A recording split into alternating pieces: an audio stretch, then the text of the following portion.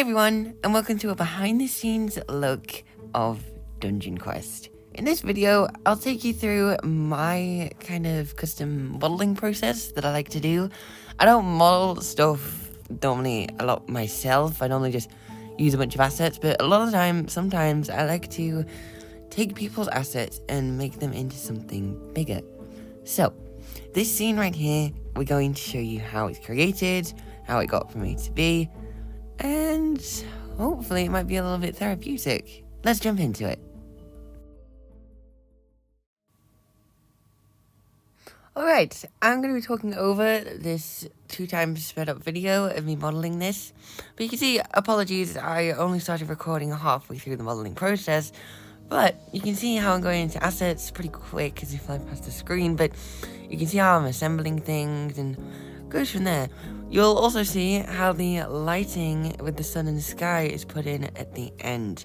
It's always like a gamble of lighting because I never know what it's going to look like at the end of the product. So, the product that the model. So, it's always a bit of like a sink or swim thing, I guess, with lighting. You never know how it's going to turn out unless I do it beforehand. But then I get super picky with things. It's a difficult one, but for context, without really spoiling much, let's just say there's going to be an area in the game where you'll see this guy, and it may be a bit of a surprise.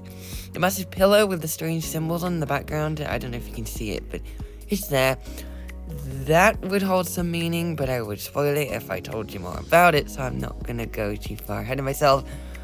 But I hope you enjoy the game enough to find yourself getting to this point. All this green stuff also holds value to the lore and story of the game. And whilst I'm here, if you don't know what Dungeon Quest is, I'll explain a bit of it to you. Dungeon Quest is a game I've been developing in Dreams PS4 / PS5 for the past year or so now, coming on about 2 years. We're in January right now of 2025, and I think I started it in mid-2024 or 2023, I think, something like that. And since then, I have made what I like to call a eye-symmetric puzzle platformer, much inspired by games like Lumo in 2016 for the PS4. Obviously, I'm using Dreams, and me and my dad have also played through Little Big Planet, Tearaway, and all the Media Molecule's previous games. I think I have a passion for this kind of stuff, and I really enjoy doing it in my spare time. Sometimes I do procrastinate doing things. At the minute, I'm struggling with health modification systems and how to decrease stuff and value sliders, stuff like that, and animation with keyframes. But sometimes I just like to do this for like an hour or so modeling.